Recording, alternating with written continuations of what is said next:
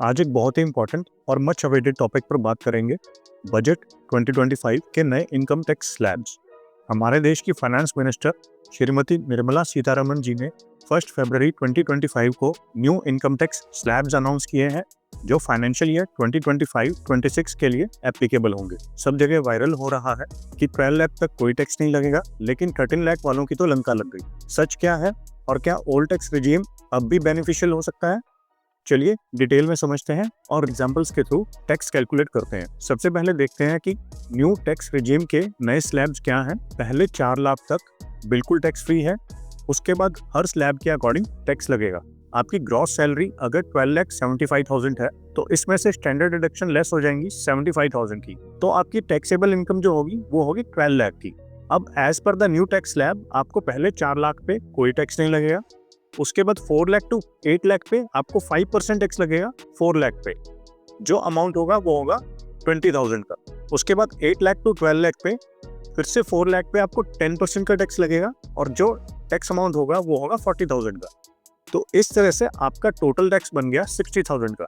But wait, section 87A के under rebate मिलती है अगर टैक्सेबल इनकम 12 लाख या उससे कम हो।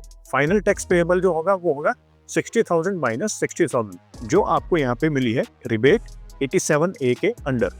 तो आपको टैक्स पे करना है 0 रुपीज, मतलब 12,75,000 सैलरी पे आपको कोई टैक्स नहीं देना पड़ेगा आफ्टर स्टैंडर्ड डिडक्शन।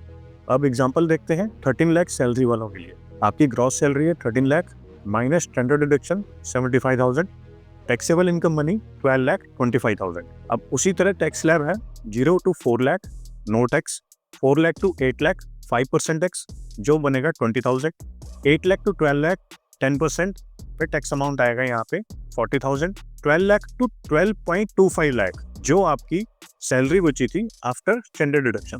तो यहाँ पे आपको 25,000 पे टैक्स पे करना होगा 15% का। जो टैक्स अमाउंट बनेगा वो बनेगा 3,750 रुपीज। अब ये टोटल टैक्स अमाउंट बनेगा 63,750 रुपीज प्लस 4% का सेस। टोटल अमाउंट बनेगा आपका 66,300 रुपीज।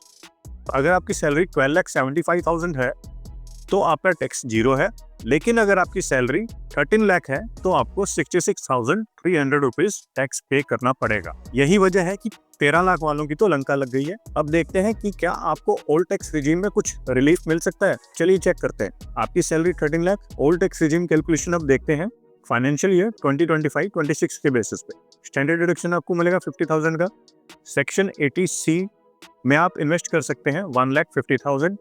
एनपीएस में आप इन्वेस्ट कर सकते हैं 50,000। अगर आपके पास होम लोन है उसके इंटरेस्ट आप पे करते हैं तो उसमें आपको अप टू 2 लाख का बेनिफिट मिलता है। अगला बेनिफिट है हेल्थ इंश्योरेंस का। इसमें 2 केस है। अगर आपके स्पाउस, आपके बच्चों का हेल्थ इंश्योरेंस है तो आप 25,000 तक का बेनिफिट क्लेम कर सकते हैं। अगले केस में आपके पेरेंट्स का हेल्थ इंश्योरेंस है, अगर उनकी एज 60 प्लस है तो आप बेनिफिट क्लेम कर सकते हैं 50,000 का। तो यहाँ पे टोटल बेनिफिट मिलेगा 75,000। अब ये सब डिडक्शंस मिला के टोटल होगा 5,25,000। तो आपकी total taxable income after all the deductions आएगी 7,75,000। 13 लाख में से अगर 5,25,000 माइनस करेंगे तो। अब टैक्स की कैलकुलेशन करते हैं। 0 to 2.5 लाख कोई टैक्स नहीं है।